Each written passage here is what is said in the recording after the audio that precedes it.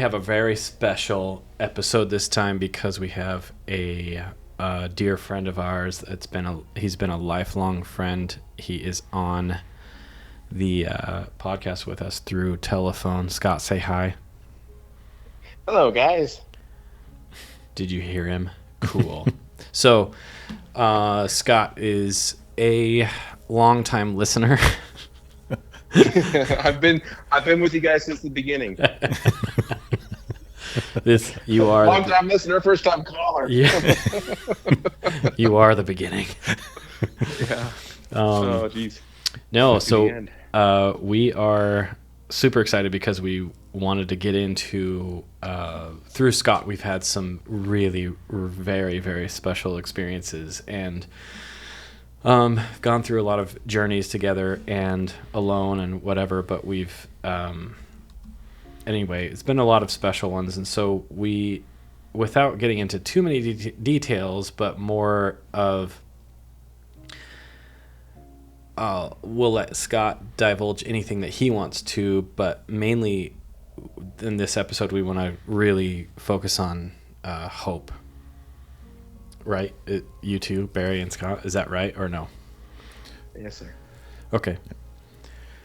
Scott, do you need anything else before you start, or do you want a more lead-in of hope, or you want to give any kind of background, or what?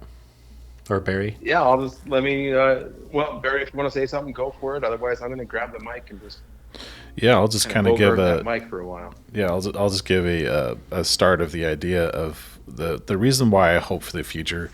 I have said some of these things before, and what I really love to hear is people's personal experiences of miracles in their life, and we'll talk about miracles and what they are.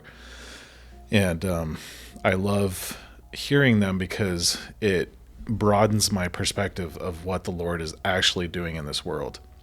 Because you don't really hear them in the mainstream, like general media. It's mostly negative in the media. So when you really want to see the Lord moving with His people, you hear the personal stories and convictions and things that people are feeling. And that's why I love talking about that. It gives me a lot of hope when I hear other people's personal stories and miracles. So I have my own. I know I hear some from Joe, and so I always talk about that with others when I interact with them. It gives me a lot of hope. So go for it, Scott. Oh man, y'all buckle up now. uh, yeah, I guess to any listener, it would be important to kind of know who I am, and uh,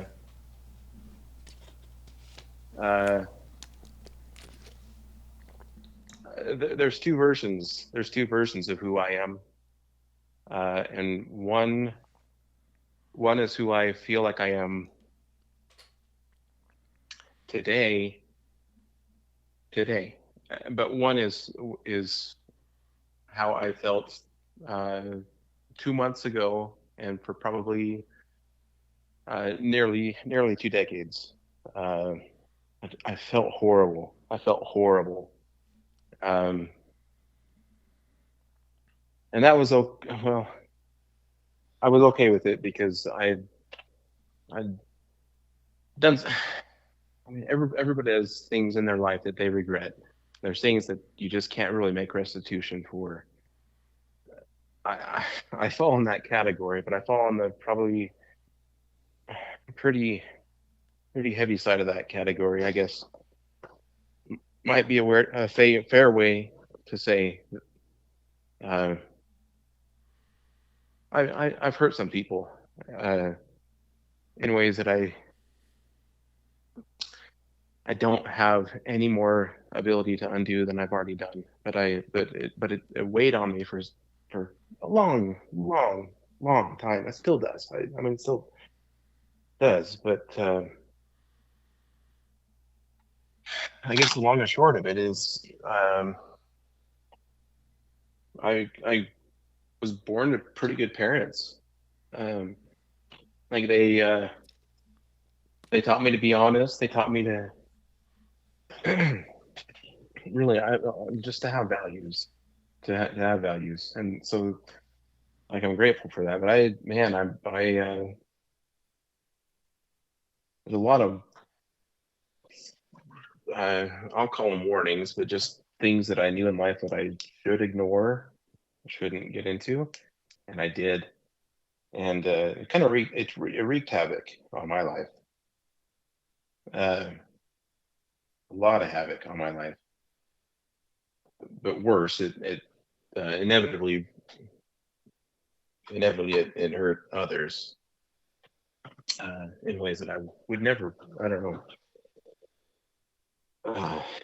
In ways that I regret uh, profoundly, and so and this yeah.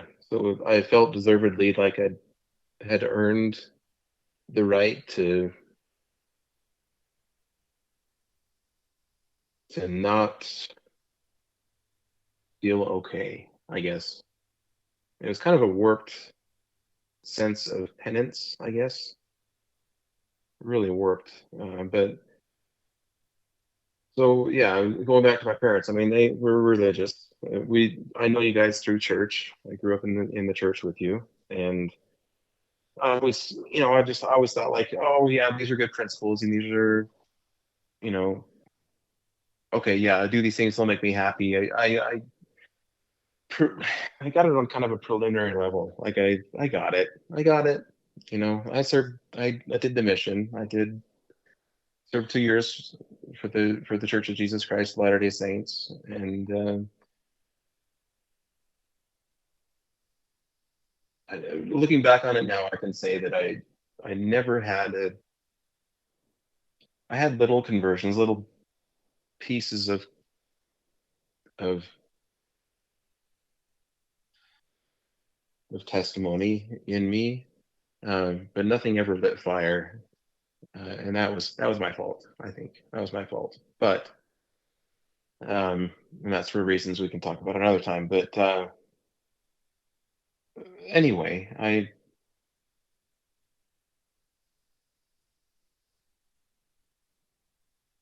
had a lot of good things going for me, I guess is what I was getting to.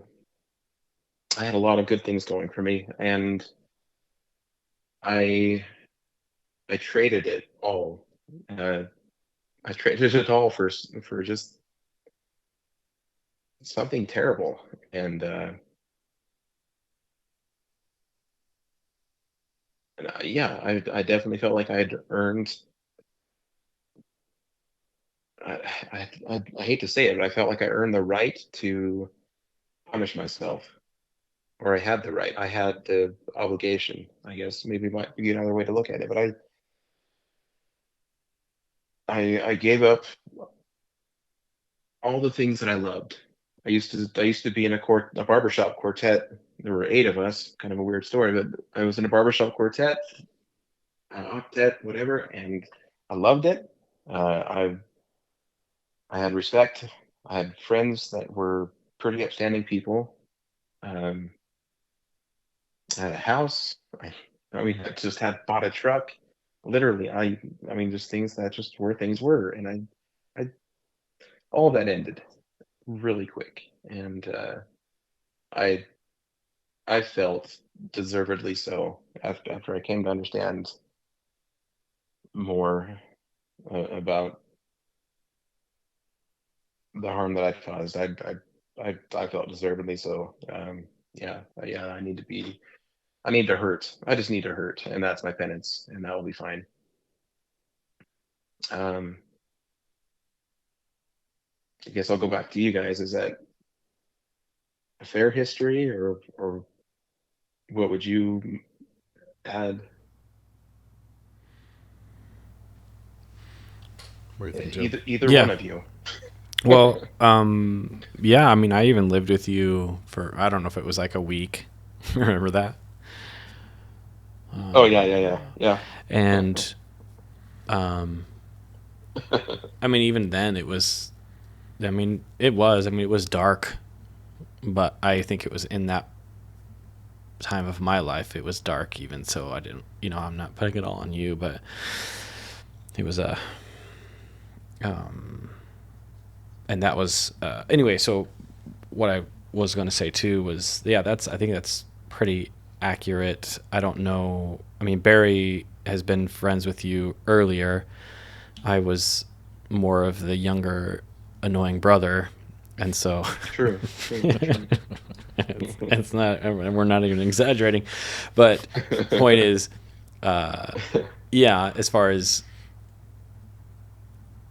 I mean, you were a different person even then, as far as even younger, there had been some things that whatever it was that you were holding on to, I don't know if it was,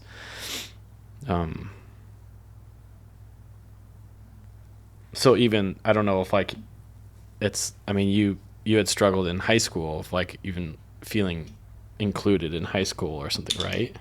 Or is that something that Oh you yeah. don't want to bring up?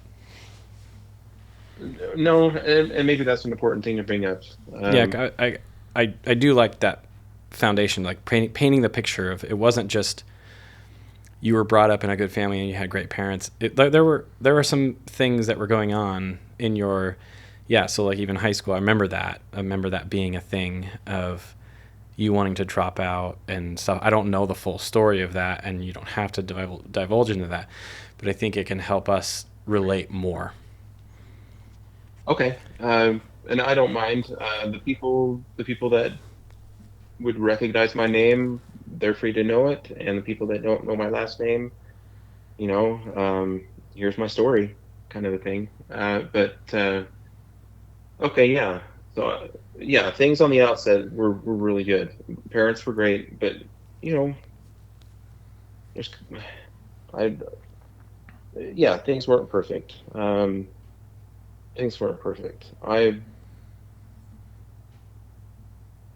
Um well, so let me breeze over this part, but it's probably important to acknowledge. But I was sexually abused as a kid, um, um, a lot, a lot.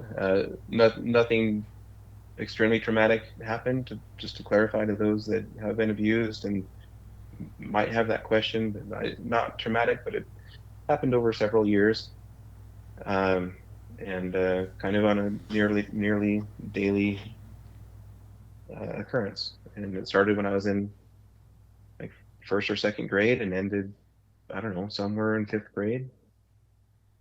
And it ended, but I and to the best of my memory, it ended about 2 weeks before I was introduced at school to pornography, and hormones had hit me at that point, and so it was a very easy transition from a secretive, dirty secret. I don't know what the hell to say, but just a dirty little secret, from one to another. And so, yeah, I was not kind of, I was enveloped. I was struggled. I struggled a lot, and it went through my life. It went throughout. Um, and just to say that it destroyed my life and it destroyed other lives. But so I always had this kind of feeling. So sin was taught to me, and maybe this is part of the point you were wanting to hit, Joe. But sin was taught to me as kind of a black tar scenario. Um, and there was some kind of analogy about, if you get dirty, then you can't wash it off with soap, but Christ can clean you, and that was the analogy I grew up with. But I somehow in my mind, probably with the amount of events that had happened and the guilt, not sorrow, but guilt, and that I'm clarifying that because I say guilt is from Satan and sorrow is from God. So Satan was even at that point kind of guilting me, and I felt when people looked in my eyes that they could see my soul and see that my body was filled mostly with this black tar, and that's how I went through school. And I, you know, I I struggled. I I didn't shower like I should have, and I don't know understand why. I had weird issues, and I never felt like I fit in. I just never did. I People were always kind to me. I mean, I got a couple fights maybe or something like that, but I get along with most people pretty well generally. Um, that's just a true statement about when I'm feeling happy. Um, but I wasn't feeling happy, and I didn't have.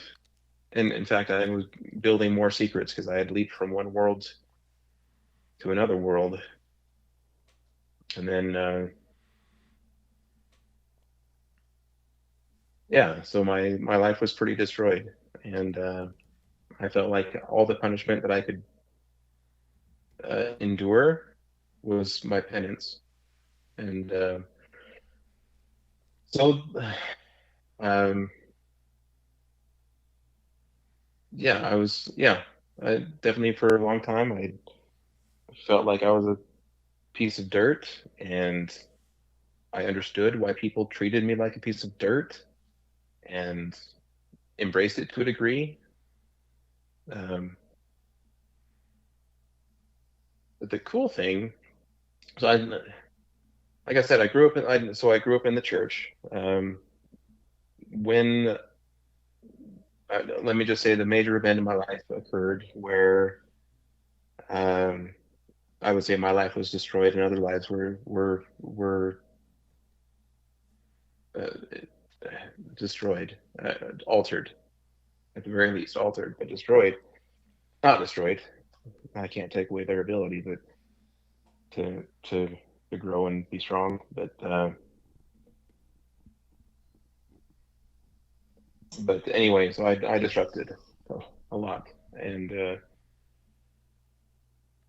uh, part of part of what the church assigned to me as a repentance process um, was basically this, and it's a true statement. Scott, you're not living to the promises that you've made. We release you of those promises, and that for me involved uh, uh, temple blessings, which are you know just special blessings, just special promises that we make that we can live even a better life. I broke that promise. I broke just even the simple promises that I made it when I was baptized. So the church, uh, the, ch- uh, yeah, the church asked me not to be a member anymore, and I had to oblige. I was excommunicated from the church, and I do now feel like that's a correct thing to do.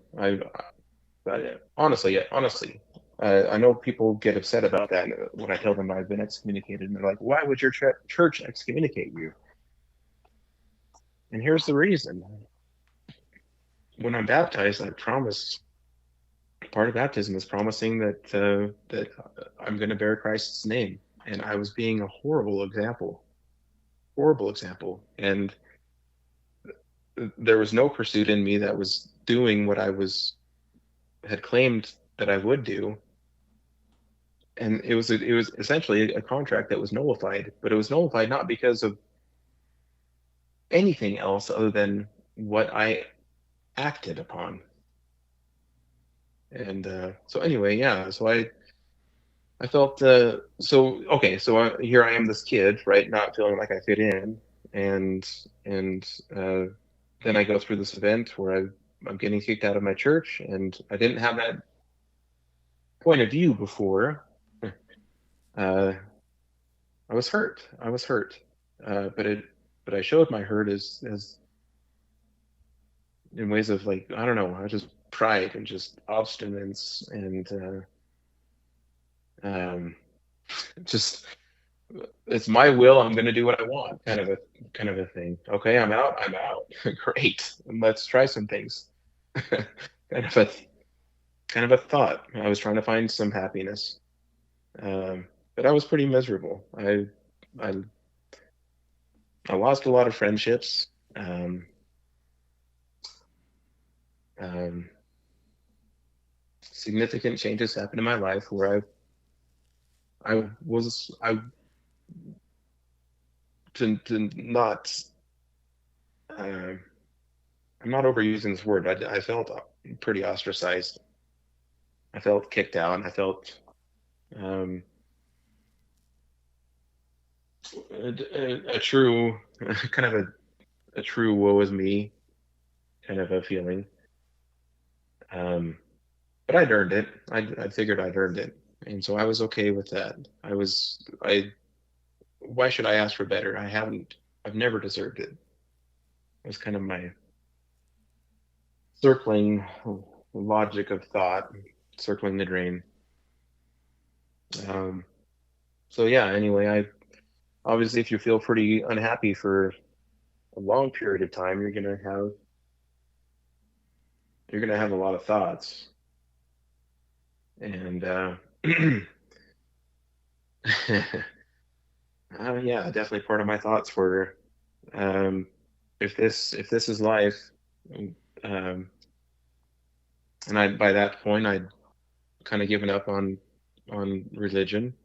I can go into that story in more detail if you like, but yeah, I was I didn't have any belief that there was anything going on after this life because I couldn't understand how I could understand it. If That's a horrible way to say it.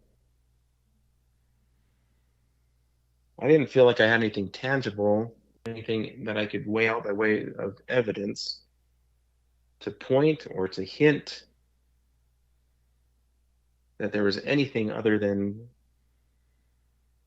nothing after this life. And that was a true thing that I was really becoming to embrace because it was so much more peaceful to accept that than to accept difficult truths about things in me that needed to change. And even worse, uh,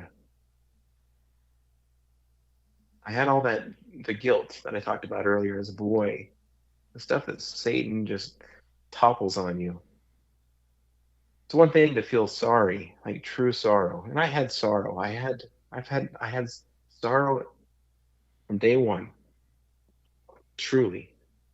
But it's deepened since. I've learned more, but I've had a true sense of sorrow. But the guilt that Satan will throw, or the let me speak from my perspective, the guilt that Satan threw on me,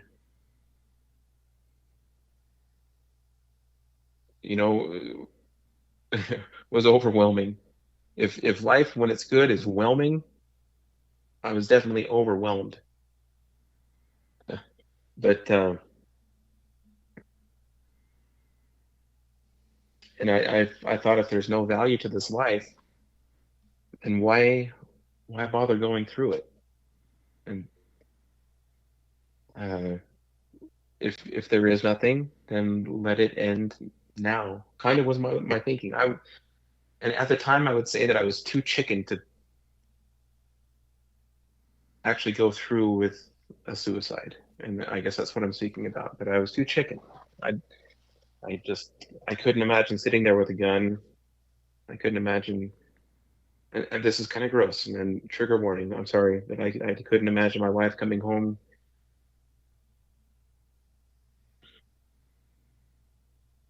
to my body,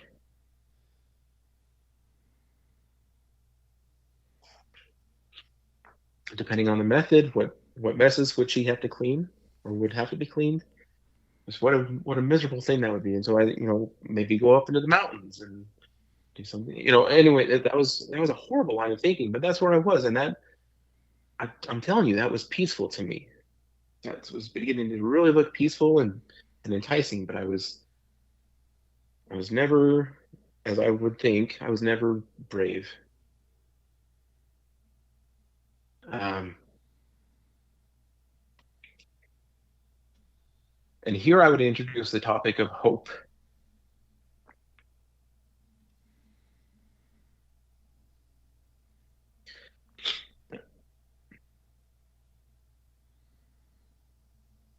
And I would say there's a couple versions.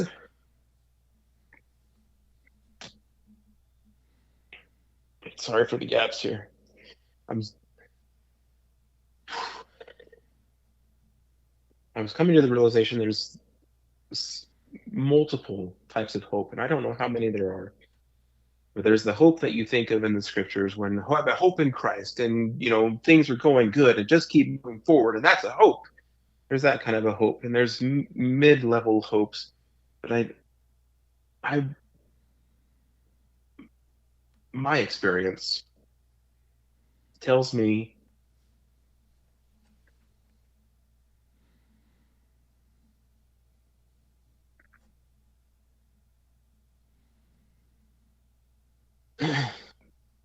that there's one last layer of hope that we're given as a safety net in this life, and as we notice the quality of our life declining, and we start to wonder about other things, what you know uh, uh, ending our life, or just points of great desperation. I believe I believe that the decline that we sense in our lives is slowed as we come to this last level of hope, so that maybe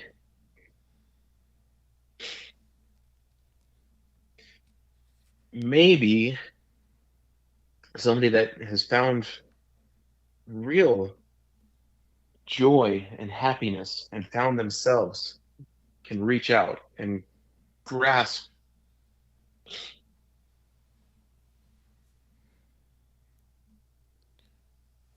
Scott, there's times that do you remember talking about the sorry, so when you're talking about you weren't brave enough to, even you had suicidal thoughts. I remember later you were describing that you had like these layers of hope, but there was still, even though it seemed like all hope was gone, there was still that maybe a subconscious hope that you were still holding on to, that something could, what you're describing right now.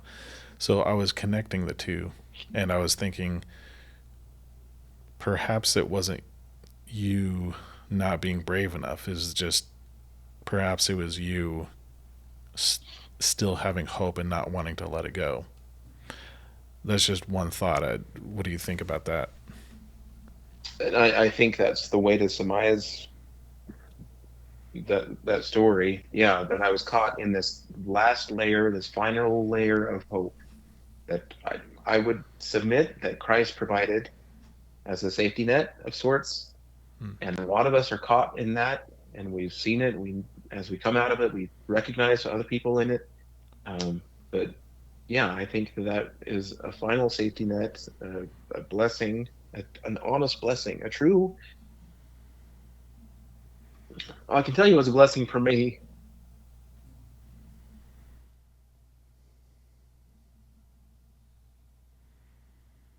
Um,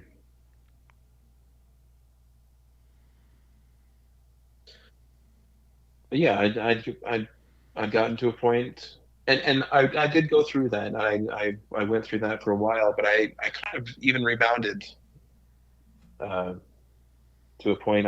I decided to ignore religion. It was peaceful for me to not try to figure things out, because I had some questions that were pretty hard, um, and and and I would say unsolvable, unsolvable. Um, or at least I sure didn't know how to resolve them, and I've been working on it. And I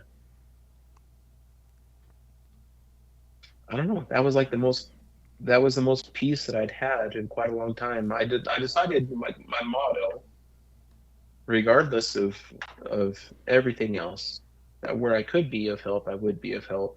And it was kind of like a Boy Scout motto, in that when they go camping, that their goal when they leave the campsite is to leave it looking better than when they came into the campsite. And so my motto was along those lines: wherever I'm at, leave it just a little better than when I came into it, and that brought me a lot of peace, and I was pretty content. I was pretty finally content, and I was starting to get a sense. And this is an important point, and it's said so often, but I was finally starting to get a sense of myself, the things that I found beauty in, and things that motivated me and made me feel happier, kind of a thing. And I was starting to get into that groove, and I was there for a few years. Um, and I don't know how to, you know where I'm about to talk into, and I don't know how to say it. What do you guys think? Well, actually, I had a few things. As far as the excommunication process, I wanted to say is I used to not understand it, but through you and some other people, I started to understand why it's actually really important. Now, there's a few things to understand. There's the culture of the church, right? Like any group of people, say Jews, Catholics, whatever group, that there is a culture within those groups. And so our church has a culture. So I think culturally that it is cast out. But excommunication is actually can be, if you see it that way, and I think you do now, it's an opportunity to get rid of anything, strip anything away until you get your foundation correct first, and then build back up. And the part that can hurt is cultural, when people do things. I mean, I know of examples that happened to you, and they would email each other and, warn people about you and blah, blah, blah. That had nothing to do with the gospel yet, except they were in the church, right? So then we can associate it hurts because it's happening within the church. So That was a really frustrating point for me. That was, and that I would say that stagnated me a lot. And what other people were doing, is that what you're saying? That well, stagnated you?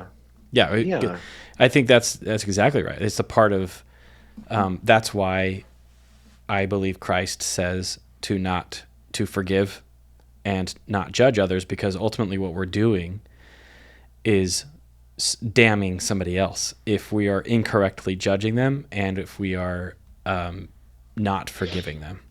It now, that doesn't mean we don't protect ourselves, but it's, if we have to give room for you to be able to do that, and if we're not giving you that room, then we're damning you.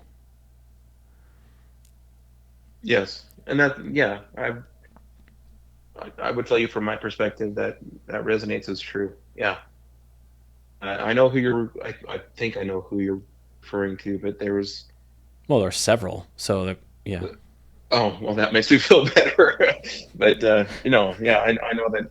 Yeah, so my name is Dirt. My name is totally Dirt. It truly is, and it's our version of, it's modern day casting stones.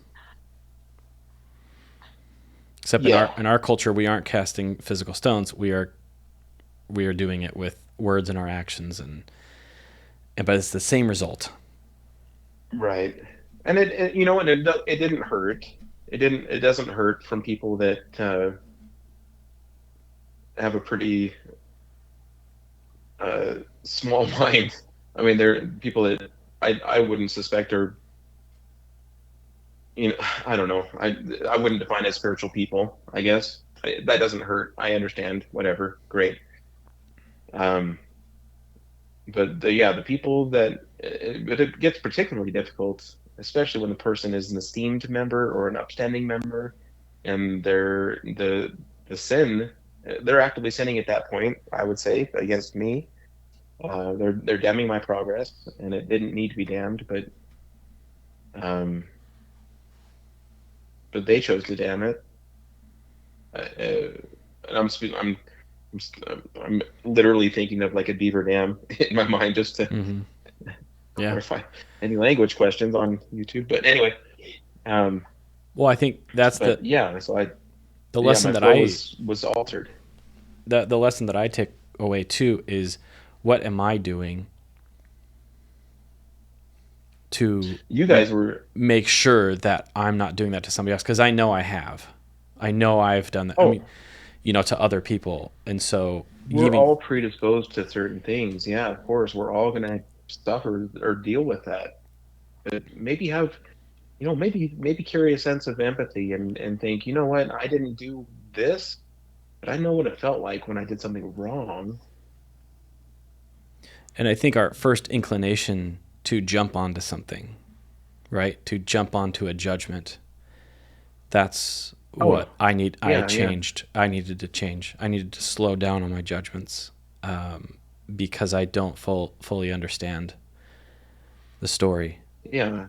Well, and it's just a human principle. Any panic that we feel, any kind of a knee-jerk reaction, is always going to be out of panic, and it's going to be to the side of safety or caution or whatever people's motivations are.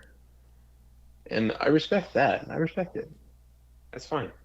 But maybe let me repent. Maybe give me a shot. Maybe practice the things that you're claiming. Maybe let me practice those things too. See how that works out. There's something that I've learned through this experience too is, and my own experiences is how, I don't know how to sufficiently say this, but how deep the grace of Jesus Christ is and his power to redeem.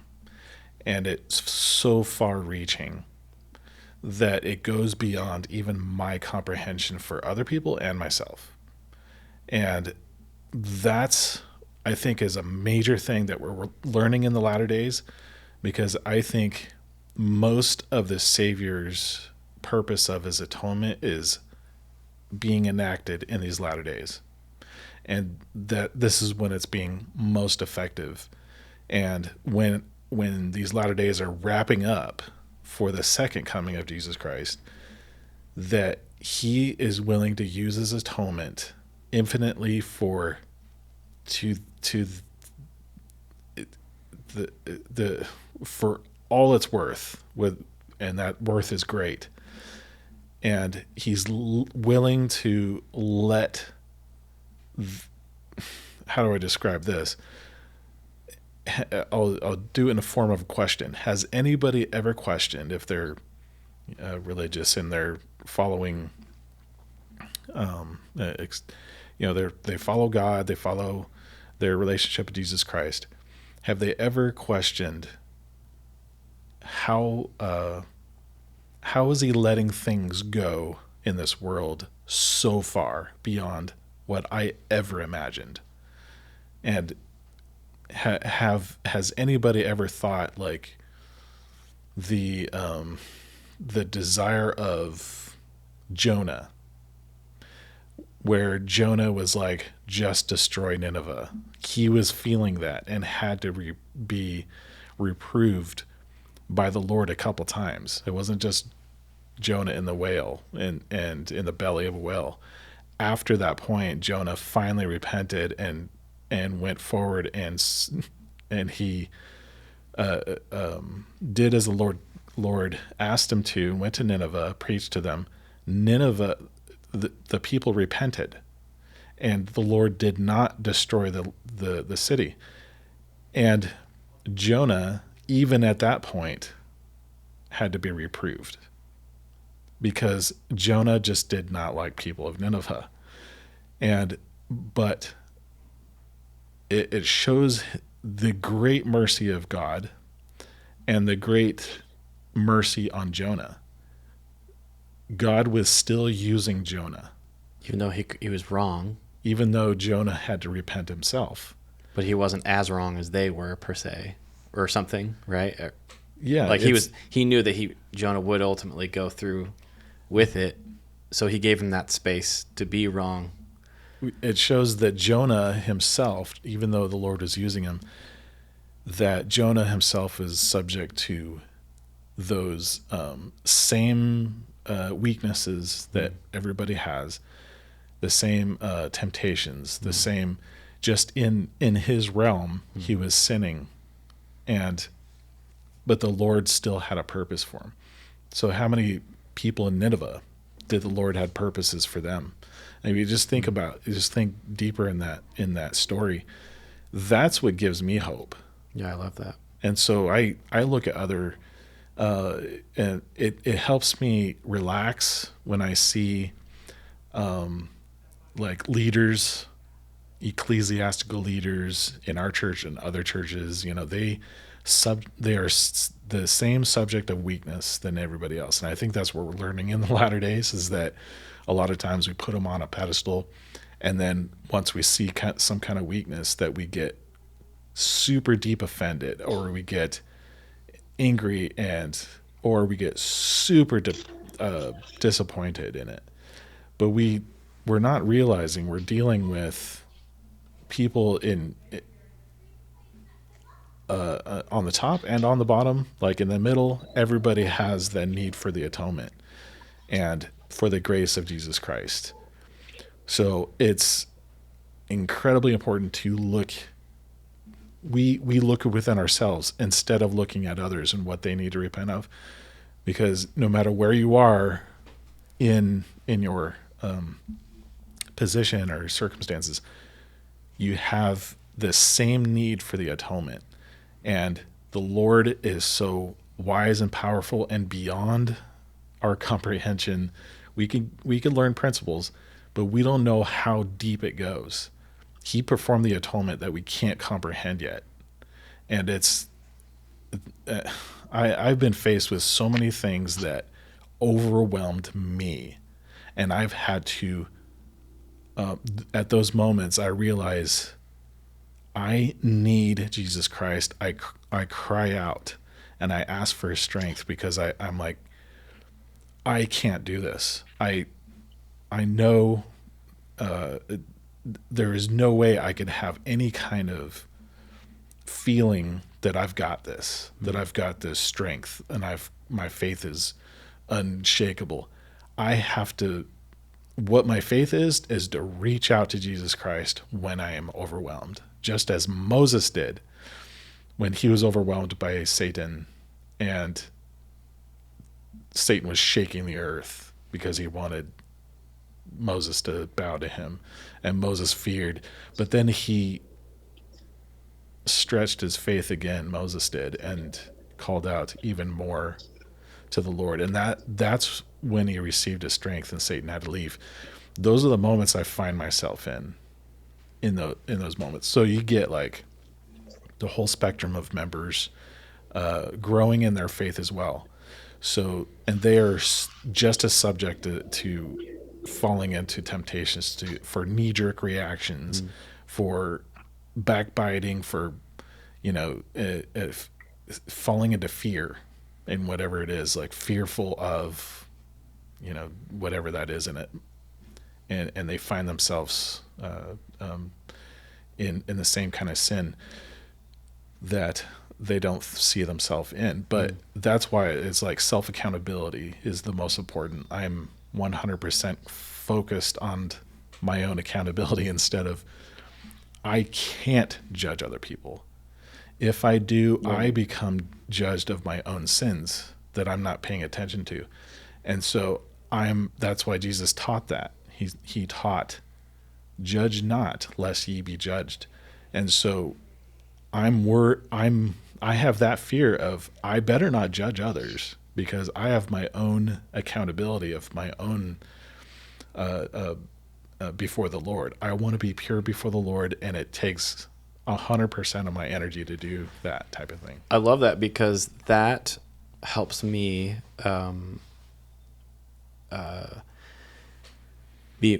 I get motivated then to do the opposite. I was like, wait a minute, if I'm really forgiving of somebody else, then that same forgiveness is applied to me. So, heck yeah, Isn't that beautiful? let's forgive everybody, because then I get Sign it. me I up. get it as freely as I'm giving it. So it could be selfish, but at the same time, it's it's like, wait a minute, yeah, that's the kind of space that I would want. Because of when I'm going to be held accountable, and I really do want that grace to, in that moment of I'm facing everything, I'm facing all the things that I did, and then him being like, but you know what?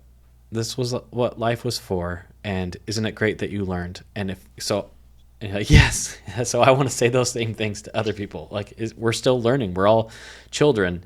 And that's the other thing I wanted to say, was that church, again, with the whole our concept of church, a lot of times that we get caught up in our culture of making it a place of perfection, like we've achieved perfection, and so we go to church. But rather, it's the opposite. It's the hospital. It's the spiritual hospital that we all go to, and the only one that can heal is Jesus Christ. So we are now, the cool thing is we can help each other. That's why church is a thing. We can help each other because we have different experiences. So that's why we commune together, because then I learn from Scott's experience, I learn from Barry's experience, and they're all different. And so then I go, oh, that's really inspiring. I want to try that in my life. So we're helping each other, but then we're all applying the same thing with the same healer, and that's Jesus Christ, and an active part of our lives if we are doing that right. But if we're going and we're not thinking about those things, and we start looking at other people and we start ridiculing them because they came in with a broken arm, and we're like, oh, don't get near them because they have this disease, or whatever it is, that can for the metaphor. But instead, embracing each other and to point each other to the places that can help us, whether there are specific classes that we can go to, or there's specific help things that could help us get through those things. And so that is applying so for me, it's difficult to understand how to forgive sometimes, but part of forgiveness is just extending a hand in some way to that person to give them space to be able to heal. And then you're healed yourself, but that is forgiveness, by trying to think of those things rather than fearing and spreading rumors or whatever, so that other people will fear you too. We talked a little bit about this in the last podcast, and people's knee-jerk reactions to pornography, and it could be applied to everything, but we are specifically talking about that topic. But we're also talking about being open to new ideas and revelation. We would call it revelation. You call it new ideas, or just being open to having an understanding of what's really going on with these latter-day struggles. Because if I really believe if we don't, you're not going to survive spiritually, because you will hold on to either resentments, regrets, or whatever.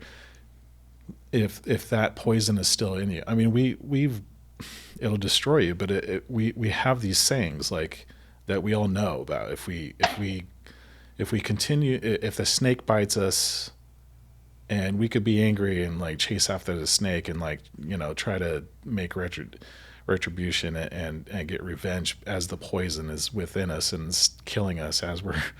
So it's we know of that analogy. It's well known, but yet how often are we doing it? And it's because of our own knee-jerk reaction of something that we've been hurt by. We've been hurt by something. And I compared it to abuse. It could be a narcissistic, just controlling person in your life that completely destroys your peace of mind and your life because you're walking on eggshells all the time. You don't want to make them mad, and so you're controlled that way. But then the cycle continues, and your next relationship, you're doing the same thing to them because you want to protect yourself because you have these fears of being controlled. And so it's a lot of these things that happen, but if we're not willing to see the bigger perspective and what's going on and get to the point of even starting to think about forgiving, then that's good enough to start. Some people have huge things to forgive others people for, but it's at least start on the path, because if that person you haven't forgiven, if they're on the path of repentance, then you will stand condemned because you're not forgiving them. And so it's the Lord has taught us that, and so that's why He's taught to forgive others so you will be forgiven, and that principle can go so deep. Scott, one thing that I wanted to, when you were talking, and maybe this could be a good ending point for this one, but to relate the miracle. So how long were you in that dark time? And then I have a follow-up question after that. So. Okay. No, yeah. So, what do you want to talk about? Do you want to talk about when my childhood kind of went askew? Do you want to talk about when I started using pornography? Do you want to talk about, I don't know, but I think what you're talking about is from the excommunication. Yeah, I think that's kind of where we ended, was the excommunication as far as your story. And then, so from there until today, how long has it been? It's coming up on probably 18 years. I don't know. It's not math that I've cared to do. No, I know. It's more of to add context. Barry and I know because we've been here, but nobody else does. So, and then, then how long has it been since you have done this night and day 180? My hope to hope. Yeah. As the scriptures say. Yeah. Which I'll continue the story, but no, it's been less than 2 months. Okay. So Barry and I have watched this, and we, maybe even if we want to talk about it a little bit, but it's more of a you talking like this we have never seen, right? Until 2 months ago. 2 months. No, that's it. Didn't exist. That's like, this was what I was hoping to capture just a little bit for anybody that doesn't know us or you. Just 2 months ago, we were like, okay, we'll say 3 months ago, we had no indication, no clue that this was going to happen to you. Same here. Right. Honestly. So honestly, that I wanted to paint that picture that just really show that contrast from dark to light in such a short period of time, because sometimes we can, now there's obviously still progression and all that stuff, but sometimes we can just say, well, that takes years and years and years to become this kind of, I don't know, that amount of light that, and humility that Scott has. And it's like, no, that was almost overnight transformation. I mean, as far as Barry and I were concerned. And yeah. I mean, maybe it literally wasn't overnight. And I'm a pretty stubborn person. And I've always thought, man, if I could just understand religion, how great would that be for God? Because you're just going to have one stubborn person on his side, and he's got it. I was starting to get some happiness and everything, but I can tell you, literally overnight, things changed, and it was powerful, and it was quick, and it was beautiful. And that might be a good place to end this, huh? Yeah, and so to bookend this with our subject of hope on this one is, if you have anyone in your life, if it's you or if it's a loved one, that you feel like there's no hope for that person, we want to transmit that hope to you, that it can, whatever word you want to put there, I believe will happen. And there is hope, and it's continuing to love that person, or continuing to strive yourself to one tiny little inkling of a crack of a way to get into your heart or their heart, of not preaching to them, but just being there for them in some way. So that's good. End.